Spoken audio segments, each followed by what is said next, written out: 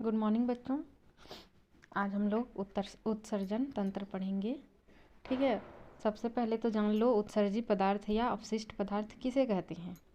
जो पदार्थ हमारे शरीर के लिए उपयोगी नहीं होते हैं उन्हें क्या कहते हैं, अपशिष्ट पदार्थ या उत्सर्जी पदार्थ कहते हैं। ठीक है, इन उत्सर्जी पदार्थों को या अपशिष्ट पदार्थों को जो है शरीर से बाहर निकालना बहुत ज़रूरी होता है, क्योंकि अगर यह शरीर में ही रह जाएंगे तो शरीर को बहुत ज़्यादा नुकसान पहुंचता है।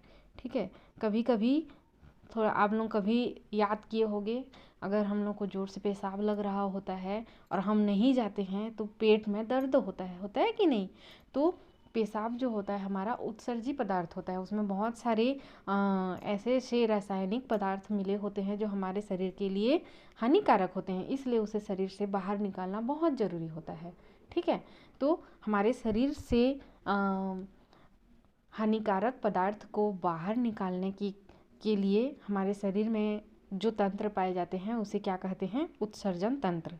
उत्सर्जन तंत्र में मतलब उत्सर्जन तंत्र जो है सिर्फ और सिर्फ इसमें देखो उत्सर्जी पदार्थ कौन कौन से हैं पहले देख लो। हमारे शरीर में उत्सर्जी पदार्थ होता है मल, ठीक है, कार्बन डाइऑक्साइड गैस जिसको हम फेफड़ों के माध्यम से निकालते हैं, पसीना जो कि त्वचा से निकलता है, और एक अपशिष्ट पदार्थ होता है मूत्र। जान रहे हो ना, इसको तो शरीर से बाहर निकाल पेशाब शरीर से बाहर निकालना बहुत ज़रूरी होता है।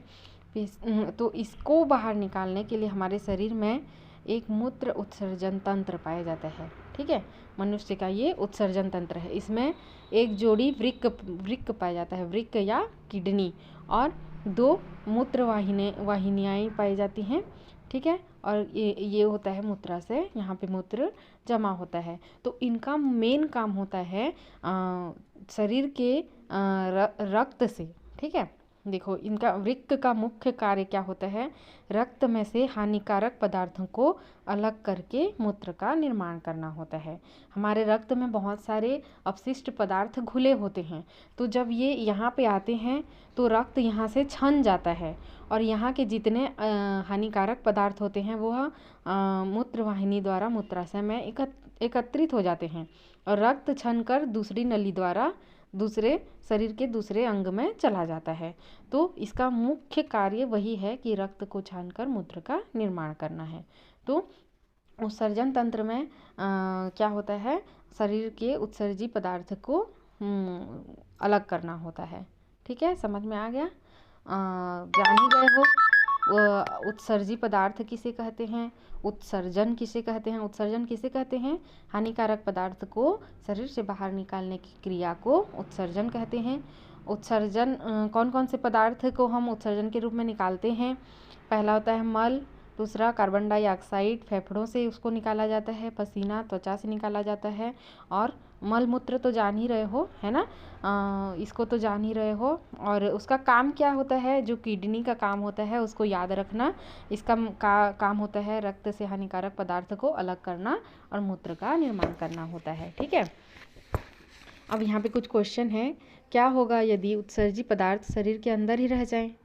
उत्सर्जी पदार्थ शरीर के अंदर रह जाएगा तो वो हमें नुकसान पहुंचा सकता है। ठीक है, शरीर से बाहर निकाले जाने वाले अपशिष्ट पदार्थ कौन कौन से हैं उसको तो जान ही रहे हो, मलमूत्र, पसीना, कार्बन डाइऑक्साइड। उत्सर्जन तंत्र के प्रमुख अंग क्या क्या हैं, वृक्क है, मूत्रवाहिनी है, मूत्राशय है। ठीक है, इसको लिख लेना। उत्सर्जन तंत्र का नामांकन चित्र भी बना लेना। ठीक है, अभी हम अगला है कंकाल एवं संधिया।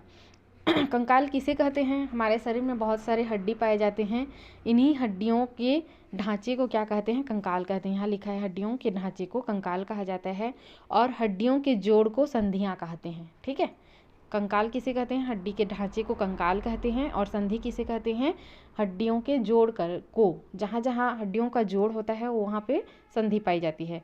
तो मेन 2 इस प्रकार की हमारे शरीर में संधियाँ पाई जाती हैं। पहला होता है कंदुक खल्लिका संधि, यह कंधा, हाथ की हड्डी और पैर की हड्डी और कूल्हे की हड्डी का जोड़ है। हाथ की हड्डी यहाँ पे देखो हमारे कलाई में ये जो ऐसे हम लोग मोड़ पा रहे हैं, है ना, यहाँ पे क्या है, जो जोड़ है वो कंदुक खल्लिका संधि कहलाती है। कब्जा संधि जो होता है कोहनी और घुटने में होता है। देखो हमारा कोहना, इसको आप लोग जान रहे हो ना, कब्जा संधि बोलते हैं, ऐसे ही मोड़ पाते हैं। कब्जा एक ही तरफ ऐसे मुड़ता है ना, हम इसको इस तरफ नहीं मोड़ सकते, इसी तरफ मोड़ सकते हैं, है ना।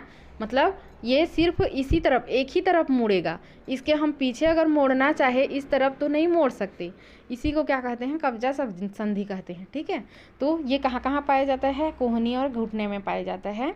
घुटना को भी हम एक ही तरफ मोड़ सकते हैं, उसके उल्टे दिशा में नहीं मोड़ सकते हैं। घर में कभी प्रैक्टिकल मत करना, हड्डियों से संबंधित है ना, क्रैक हो जाता है, इसलिए मैं सिर्फ आपको थोड़ा थोड़ा बता दे रही हूँ। इसको आप लोग 5वीं में भी पढ़ चुके हो ना, ठीक। कल पढ़ेंगे तंत्रिका तंत्र और प्रजनन तंत्र। आज के लिए उत्सर्जन तंत्र और कंकाल और संधि को लिख लेना, ठीक है।